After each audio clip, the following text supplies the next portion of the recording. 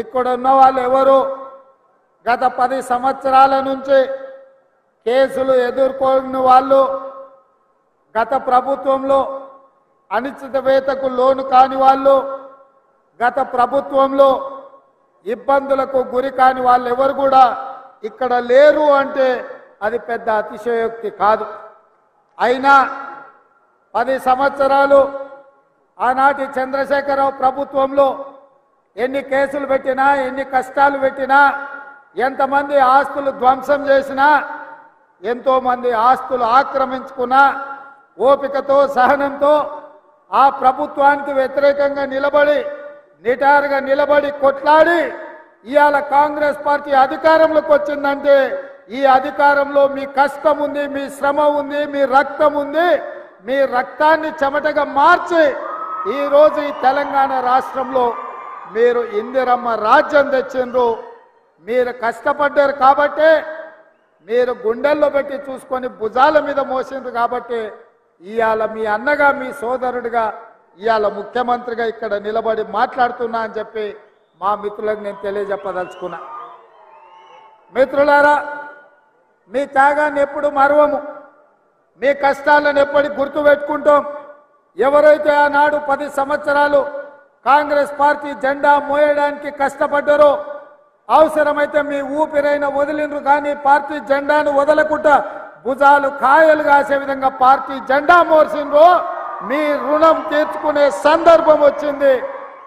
మిమ్మల్ని ఆదుకునే బాధ్యత పార్టీ మీద నా మీద ఉన్నది కాబట్టి ఇవాళ మిత్రులారా, ఎన్నికలప్పుడు ఇదే రంగారెడ్డి జిల్లాలో రాజీవ్ గాంధీ ప్రాంగణం తుక్కు కూడా ఆ ప్రాంతంలో సెప్టెంబర్ 17 నాడు మన నాయకురాలు, మన అభిమాన నాయకురాలు సోనియమ్మ సెప్టెంబర్ 17 నాడు 6 గ్యారెంటీలను తెలంగాణ రాష్ట్రానికి ఇచ్చింది.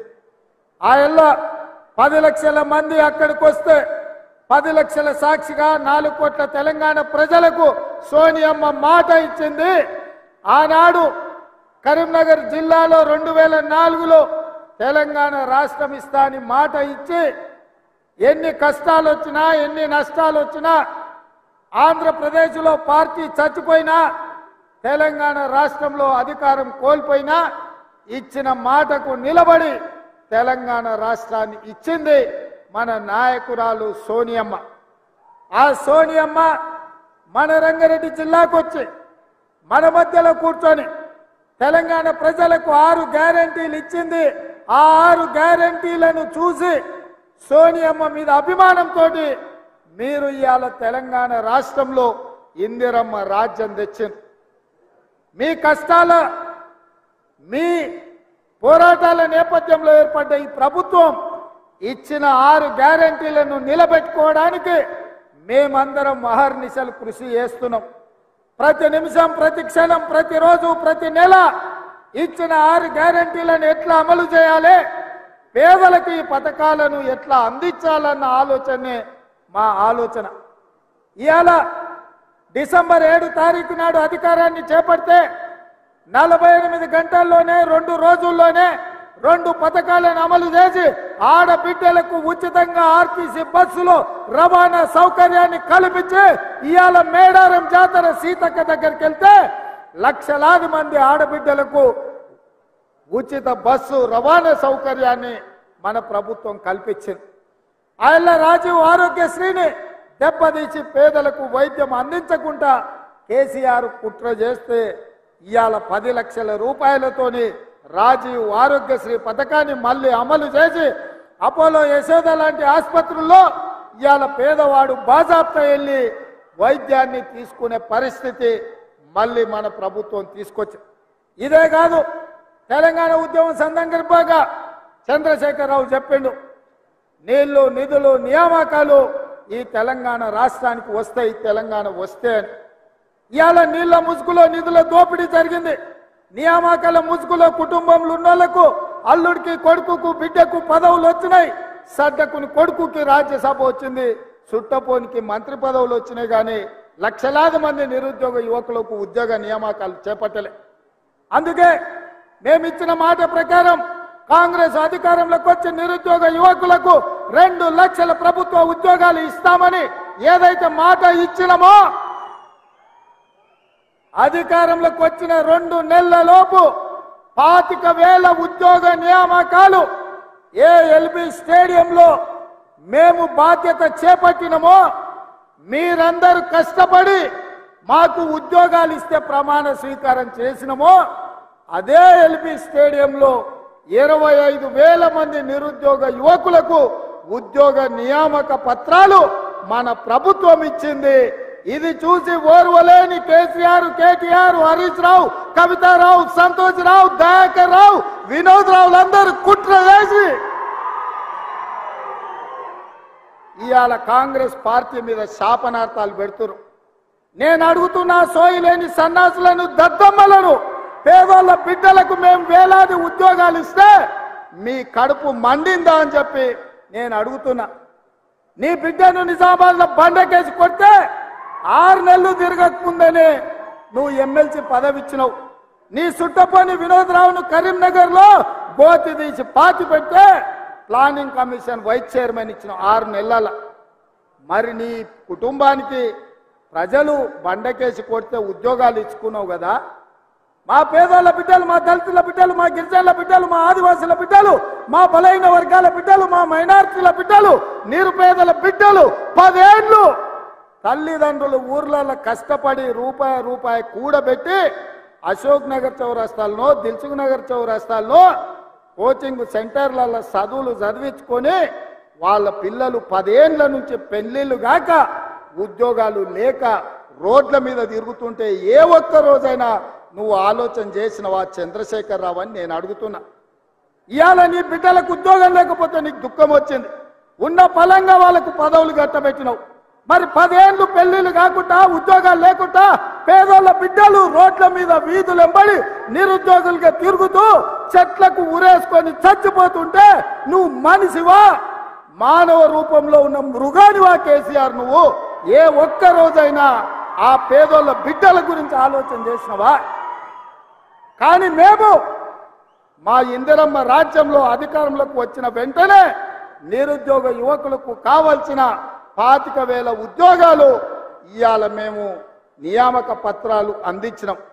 మార్చి 2 నాడు మళ్ళొక 6-7 ఉద్యోగాలు ఇవ్వబోతున్నాం. గ్రూప్ 1 పరీక్షల్ని నోటిఫికేషన్ ఇచ్చినాం. తొందరలోనే మెగా డిఎస్సి నోటిఫికేషన్ ఇచ్చి గ్రామాలలో, తండాలలో, గూడాలలో పేదోళ్ళ పిల్లలకు చదువులు చెప్పించడానికి పంతుల్లో నియామకం చేపట్టే బాధ్యత మా ప్రభుత్వం తీసుకుంటుందని ఈ చేవెళ్ళ గడ్డ మీద నుంచి నేను చెప్తున్నా. ఇవాళ నువ్వు ఉన్నప్పుడు పరీక్ష పత్రాలు జిరాక్స్ సెంటర్లలో పల్లి బఠానీల్లాగా అర్రాజు పెట్టి అమ్ముతుంటే సిగ్గులేనోడా? ఏ ఒక్క రోజైనా దద్దమ్మల్లో ఆ దొంగల్ని అరెస్టు చేసినవా? మేము వచ్చినాక బొక్కలేసినాం ఎవడైనా అట్లా చేస్తా అంటే. అందుకే ఈరోజు పేదోళ్ళ పిల్లలకు ఉద్యోగాలు ఇవ్వడానికి, పారదర్శకమైన నియామకాలు చేపట్టడానికి పబ్లిక్ సర్వీస్ కమిషన్ని ప్రక్షాళన చేసినాం. కోర్టులలో ఉన్న కేసులను పరిష్కరించి ఇవాళ వేలాది ఉద్యోగాలు ఇచ్చే బాధ్యత తీసుకున్నాం. ఒక్క రోజైనా తండ్రి నోటైనా, కొడుకు నోటైనా, అల్లు నోటైనా, బిడ్డ నోటైనా, వాని సుట్టపోని నోటైనా ఈ ప్రభుత్వం మంచి పని చేసింది, ఈ పని మంచి చేసినందుకు మేము అభినందిస్తున్నామని ఒక్క రోజైనా మాట్లాడినరా? పొద్దున్న లేస్తే గవే చెత్త మాటలు, సొల్లు వాగుడు. ఎప్పుడు ఇది పోతుందా, ఎప్పుడు మేము కూర్చుంటామని. ఒక ఆయన అంటాడు ఇది 3 నెలలు కూడా ఉండదని, ఇంకొక ఆయన అంటాడు 6 నెలలు కూడా ఉండదని. నేను చెప్పదలుచుకున్న సన్నాసులను, ఎవడైనా 3 నెలలో 6 నెలలో ఈ ప్రభుత్వం ఉండదు అని గ్రామాలకు వచ్చే మా కార్యకర్తలు వాళ్ళని పట్టుకొని యాప చెట్టు కట్టేసి లాగుల తొండలు ఇచ్చి కొడతారని చెప్పి నేను ఈ సందర్భంగా చెప్పదలుచుకున్నా. ఆ సన్నాసుడు అంటుండు ఎన్నికల కంటే ముందు రేవంత్ రెడ్డి పేరు చెప్తే 3 సీట్లు రాకపోతుండే అని. నేను ఇవాళ ఈ వేదిక మీద నుంచి ఆ సొల్లు వాగుడు వాగే కేటీఆర్కి సవాలు విసురుతున్నా. బిడ్డ, ఇవాళ నేనే ముఖ్యమంత్రి, నేనే పిసిసి ప్రెసిడెంట్ను. రేపు రాబోయే పార్లమెంట్ ఎన్నికల్లో నేను సవాలు విసురుతున్నా. నీ చేతనైతే దమ్ముంటే, నువ్వు మగోడు అయితే ఈ తెలంగాణ రాష్ట్రంలో బిడ్డ ఒక్క సీటు గెలిచి చూపించు. నీ అయ్యా నువ్వు వస్తావో నీ అయ్య వస్తాడో మా కార్యకర్తలు చూసుకుంటారు బిడ్డ. నువ్వు అనుకుంటున్నావా అల్లా తప్పగాడని? అల్లా తప్పగాలం కాదు, అవులగాలలాక అయ్య పేరు చెప్పుకొని కుర్చీలో కూర్చోలేదు సన్నాసోడా. కింది నుంచి కార్యకర్తగా కష్టపడి జెండాలు మోసి లాఠీ దెబ్బలు విని నీ అక్రమ కేసులు ఎదుర్కొని చెర్లపల్లి చెంచల్గూడ జైల్లో మగ్గినా భయపడకుండా లొంగిపోకుండా నిటారుగా నిలబడి నిన్ను నీ అయ్యను నీ బావను బొందబెట్టి ఇవాళ కుర్చీలో కూర్చున్నాం.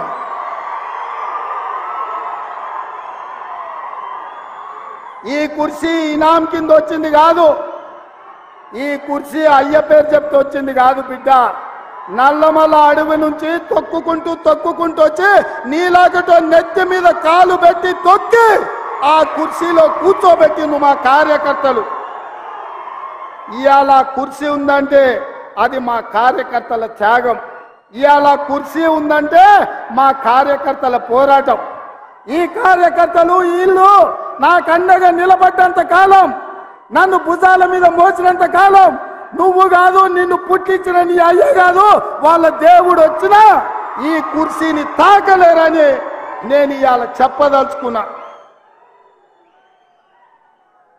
ఇవాళ ఆయన మాట్లాడుతుండు మేము సోషల్ మీడియా ఉంటే మేము గెలిచేటోళ్ళమని. అరే సన్నాసోడా, ఉన్న టీవీలన్నీ సుట్టపొల్లవే కదరా. మాకేమన్నా టీవీ ఉందా? మాకేమన్నా పేపర్ ఉందా? మా అయ్య చూపించుకోవడానికి ఏమన్నా టీవీ ఇచ్చిండా? రాసుకోవడానికి ఏమన్నా పేపర్ ఇచ్చిండా? సొల్లువాగుడు వాగడానికి మాకేమన్నా మైకులు ఇచ్చిండా? సాయంత్రం పూట సేద తీయడానికి జూబ్లీహిల్స్ లో సినిమా వాళ్ళ గెస్ట్ హౌస్లు ఏమన్నా మాకు ఇచ్చిండా? ఏమిచ్చిండా? మా కార్యకర్తలు కష్టపడితే, మా కార్యకర్తలు నిలబడి కొట్లాడితే మాకు ఇవాళ ఈ అధికారం వచ్చింది. ఇవాళ నువ్వు చేసే తప్పుడు పనులు మా కార్యకర్తలు సోషల్ మీడియాలో పెట్టారు. మాకు ఆ ట్యూబ్ అక్కర్లేదు, ఈ ట్యూబ్ అక్కర్లేదు, ఏ ట్యూబ్ అక్కర్లేదు బిడ్డ. నీ ట్యూబ్ లైట్ వాళ్ళగొట్టే బాధ్యత మాత్రం మేము తీసుకుంటాం. ఆయన చివరికి దివాలా చెడి యూట్యూబ్ ఛానల్ పెట్టుకుంటామంటుండు. అట్లనే కృష్ణానగర్లో ఏదైనా బ్రోకర్ దందా కూడా పెట్టుకో. అది ఇది రెండు కలిస్తే బాగానే నడుస్తుంది నీ వ్యాపారం. ఇప్పటికి కూడా సిగ్గురాలే. వాళ్ళ కుటుంబం తోసుకుంటే తెలంగాణ ప్రజలు చెప్పు తీసుకొని కొట్టినరు అనే సంగతి ఆయనకు అర్థం కాలే. 10 ఏళ్ళు అడవి పందుల్లాక చెరుకు తోట మీద పడి అడవి పందులు తిన్నట్టు మా వికారాబాద్ పరిగి తాండూరు ప్రాంతంలో పల్లి చేను వేసుకుంటే అడవి పందులు రాత్రిపూట చేను మీద పడితే ఆ పంట కాపాడుకోనికి మా రైతులు కరెంటు తీగలు పెట్టి కాపాడుకుంటారు. అట్లనే తెలంగాణ ప్రజలు అడవి పందుల్లాక తెలంగాణ మీరు తెగమెక్కుతుంటే కరెంటు వైర్లు పెట్టి మిమ్మల్ని కరెంటు తీగలకు బలిచ్చి ఇవాళ కాంగ్రెస్ పార్టీని అధికారంలోకి తీసుకొచ్చారు. అందుకే మిత్రులారా ఇవాళ నేను ఒక మాట చెప్పదలుచుకున్నా. సోనియమ్మ మాట ఇచ్చిందంటే అది శిలా శాసనం. సోనియమ్మ గారు ఏదైతే మాట ఇస్తే అది శిలా శాసనం. ఆ శిలా శాసనాన్ని అమలు చేయడానికి మా ఊపిరి పోయినా మా రక్తం దారబోసైనా అమలు చేసే బాధ్యత నా మంత్రివర్గం నా మిత్రులందరూ కలిసి తీసుకుంటాం. ఇవాళ ఇచ్చిన మాట నిలబెట్టుకోవడానికి కాంగ్రెస్ పార్టీ సిద్ధంగా ఉంది. అందుకే 6 గ్యారంటీలలో డిసెంబర్ 9 నాడు ఆర్టీసీ బస్సు, రాజీవ్ ఆరోగ్యశ్రీ అమలు చేస్తే ఇవాళ మా పేదలకు ఆనాడు కట్టెల పొయ్యితో కన్నీళ్లతో క్యాన్సర్ వచ్చి చచ్చిపోతున్న ఆడబిడ్డలకు ఆ ఎల్ల యూపీఏ ప్రభుత్వంలో సోనియమ్మ దీపం పథకం ద్వారా గ్యాస్ పొయ్యి సిలిండర్ ఇచ్చి 400కే ఆ ఎల్ల సిలిండర్ ఇచ్చింది. కానీ నరేంద్ర మోడీ అధికారంలోకి వచ్చి కేసీఆర్ అధికారంలోకి వచ్చిన తర్వాత 400 రూపాయల సిలిండర్ 1200 రూపాయలు చేసి మా పేద ఆడబిడ్డలను దోసుకుంటుంటే సోనియమ్మ రంగారెడ్డి జిల్లాలో తుక్కుగూడలో మాట ఇచ్చింది. అధికారంలోకి వచ్చిన వెంబడే మా వాళ్ళకు ఆదేశాలు ఇస్తున్నా 500కే సిలిండర్ ఇస్తామని సోనియమ్మ మాట ఇచ్చింది. ఆ అమ్మ సోనియమ్మ ఇచ్చిన మాటను దృష్టిలో పెట్టుకొని ఇవాళ చేవెళ్లలో ఈ గొప్ప పథకాన్ని ఆమె బిడ్డ మన నాయకురాలు ప్రియాంక గాంధీ గారి చేత ప్రారంభించాలని ఈ ఏర్పాట్లు అన్నీ చేసుకున్నాం, మిమ్మల్ని అందరినీ ఆహ్వానించినాం.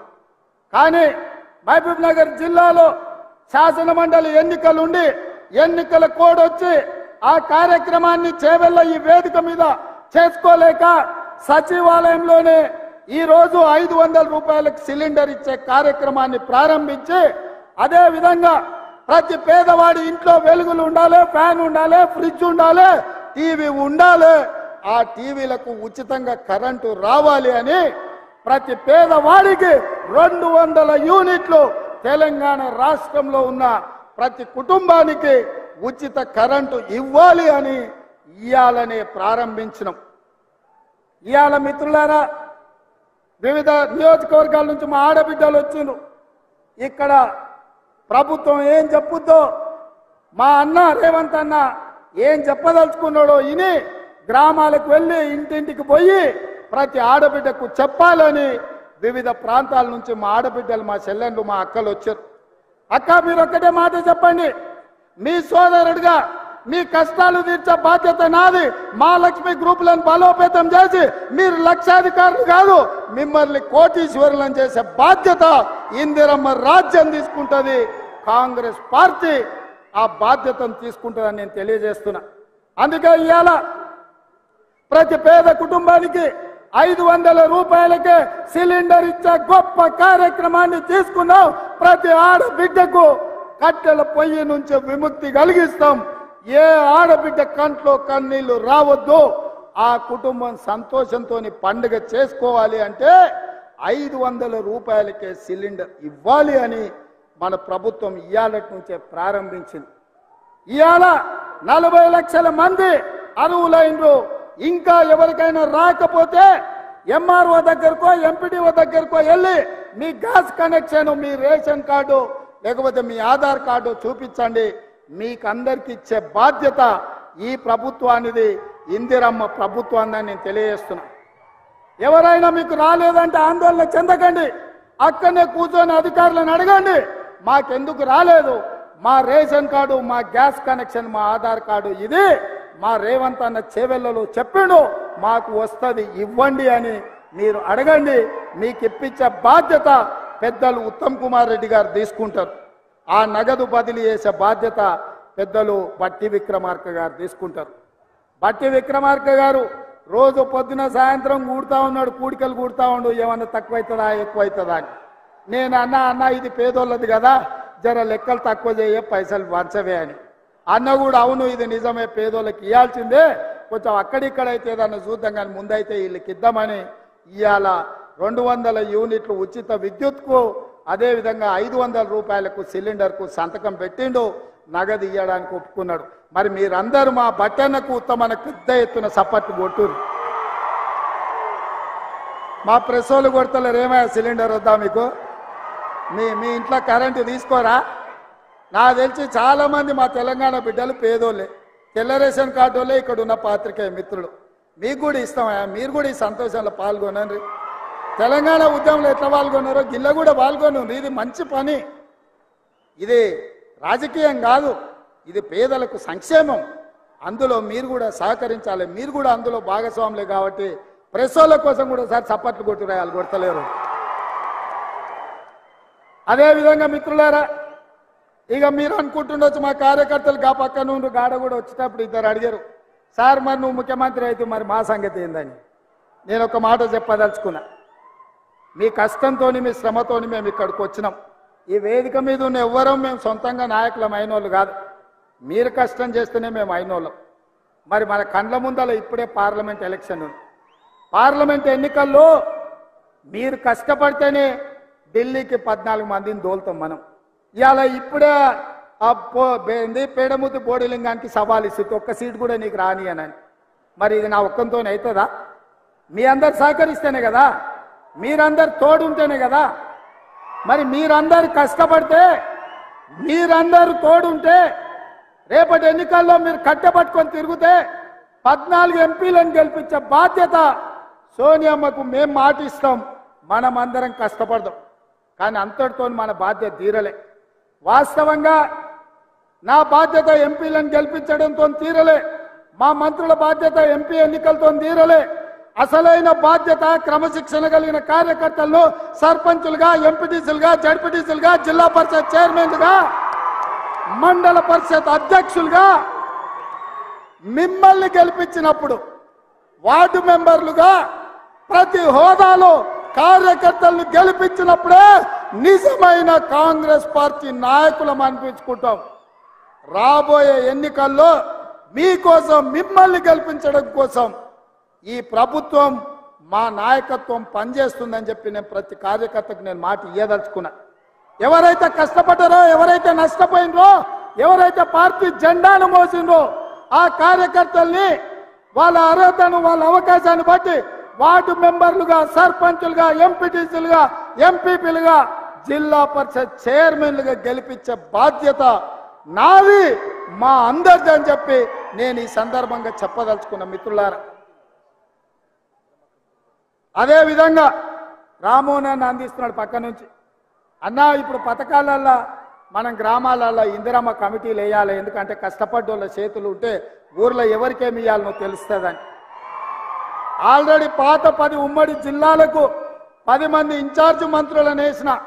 మీ నియోజకవర్గాల నుంచి ప్రతి గ్రామం నుండి 5 మందిని సభ్యులను వివిధ సామాజిక వర్గాల నుంచి మీరు మీ ఎమ్మెల్యే ద్వారా సంతకం పెట్టి ఇన్ఛార్జ్ మంత్రికి ఇవ్వండి.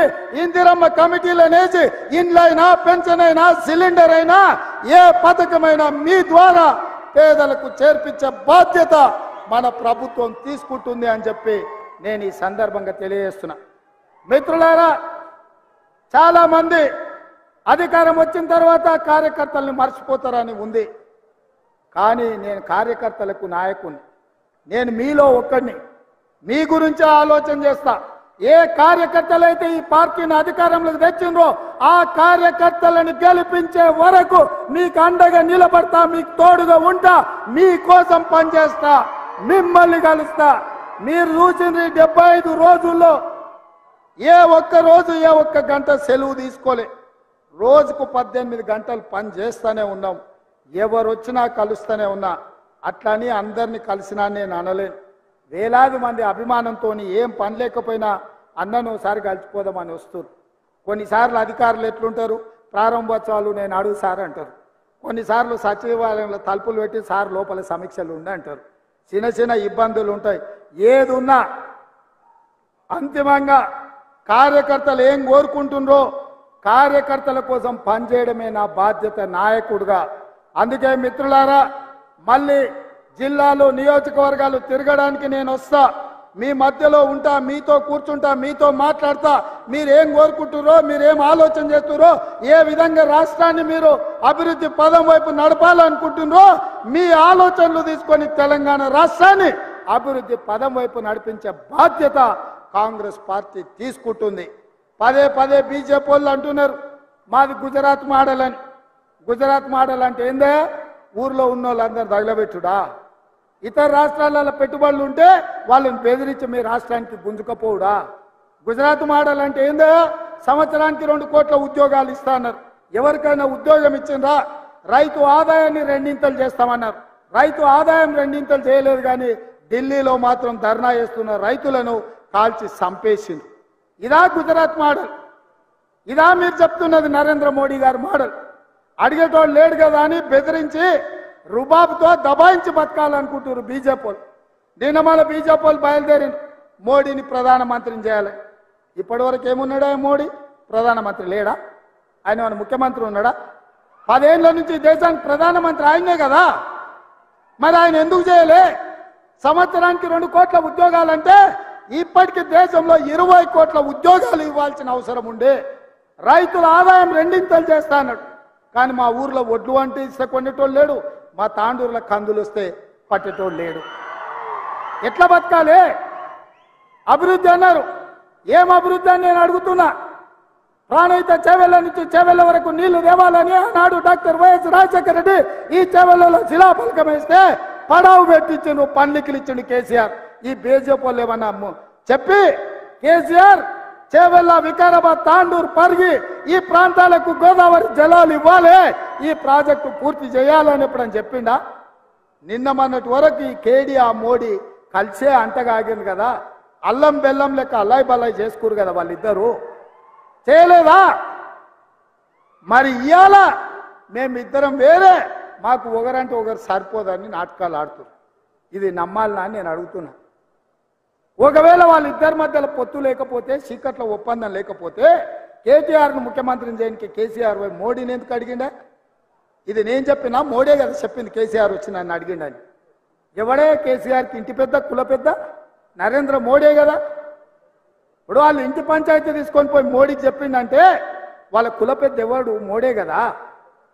మరి ఆ మోడీ కేడీ ఇవాళ కాంగ్రెస్ను తట్టుకోవాలంటే చీకట్ల కలిసి ఉండాలి, పొద్దుటిపూట కొట్లాడినట్టు ఉండాలని నాటకాలు వేస్తారు. ఈ నాటకం ఇంత తెలంగాణ పిల్లలకు అర్థం కాదా? మనం అంత అమాయకులమా?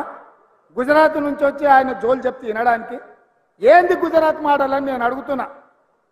గుజరాత్ మోడల్ అయితే రైతుల ఆదాయం రెండింతలు కావాలి. గుజరాత్ మోడల్ అంటే 20 కోట్ల ఉద్యోగాలు ఇవ్వాలి. గుజరాత్ మోడల్ అంటే ప్రతి పేదవాడికి ప్రధానమంత్రి ఇల్లు కట్టించి ఉండాలి. గుజరాత్ మోడల్ అంటే సాగునీటి ప్రాజెక్టులు పూర్తి కావాలి. కానీ ఇవేవి జరగలేదు. ఇంకేం మోడలు? గుజరాత్ మోడలు. ఆ గుజరాత్ మోడల్ 10 ఏళ్ళు దేశంలో అమలు చేశారు.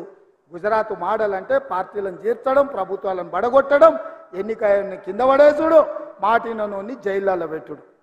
మనం మీటింగ్ ఉందంటే మనం ఎన్ఎస్సీలోనో, యూత్ కాంగ్రెస్ లోనో, మహిళా కాంగ్రెస్ లోనో, లేకపోతే ఎస్టీ డిపార్ట్మెంటో, ఎస్సీ డిపార్ట్మెంటో ముందు తోలుతాం. అరే పిల్లలు ఉరుకూరి వచ్చే వారం మీటింగ్ ఉందని. కానీ మోడీ ఎవరిని తోలుతాడా? ఈడీ వాళ్ళని తోలుతాడు, ఇన్కమ్ ట్యాక్స్ వాళ్ళని తోలుతాడు, సిబిఐ వాళ్ళని తోలుతాడు. అరే పోర్రాబాయ్, ఆ ఊర్లో వీడి నాయకులు ఉన్న వాళ్ళని తీసి కేసులు పెట్టుర్రి, మళ్ళీ తర్వాత మా పార్టీలో చేసుకుంటామని. ఇది గుజరాత్ మోడల్ అంటే. ఇక ఇక్కడ ఒక నాయకుడు ఉన్నాడు బీజేపీలో, మనిషి మంచోడే కానీ పార్టీ సక్కనైంది కాదు. ఆయనకి వేసినా దండుగా అవుతుంది. ఎందుకంటే ఆయనకు ఒక్కోటి వేసినా కూడా దండుగా అయిపోతుంది అది. ఎందుకంటే ఆయన మాట ఎవరు విన్నారు? ఆయన్నే చెప్పిండు, మేము ఏదో ఆశించి అందులోకి పోయినాం, కవితను తీసి జైలు వేస్తారు అనుకుని లోపడిపోయినాక అదేం లేదని చెప్పిండు. పెద్ద మంచిగా చెప్పిండు కదా. ఇక ఉన్నది ఉన్నట్టు కులం చెప్పిండు. ఇంకా ఆయన కోటేసి కూడా దండగానే. అందుకే ఇవాళ ఈ చేవెళ్ళ పార్లమెంటు నియోజకవర్గంలో పార్టీ నిర్ణయించి ఎవరిని ఎంపీగా ఇక్కడ అభ్యర్థిని ప్రకటించినా అత్యధిక మెజార్టీతో గెలిపించండి. ఈ తెలంగాణ ప్రాంతాన్ని, చేవెళ్ళ ప్రాజెక్టును పూర్తి చేసి ఈ ప్రాంతాన్ని అభివృద్ధి పదం వైపు నడిపించి ప్రతి ఎకరాకు నీళ్ళిచ్చే బాధ్యత తెలంగాణ రాష్ట్ర ముఖ్యమంత్రిగా, కాంగ్రెస్ పార్టీ అధ్యక్షుడిగా తీసుకునే బాధ్యత నాది. ఈ వికారాబాద్ ఈ ప్రాంతం జిల్లాలో ఇక్కడ నుంచి ఎన్నికైన నేను ఇవాళ రాష్ట్రంలో అందరు కలిసి నాకు అవకాశం ఇచ్చిండ్రు ముఖ్యమంత్రిగా.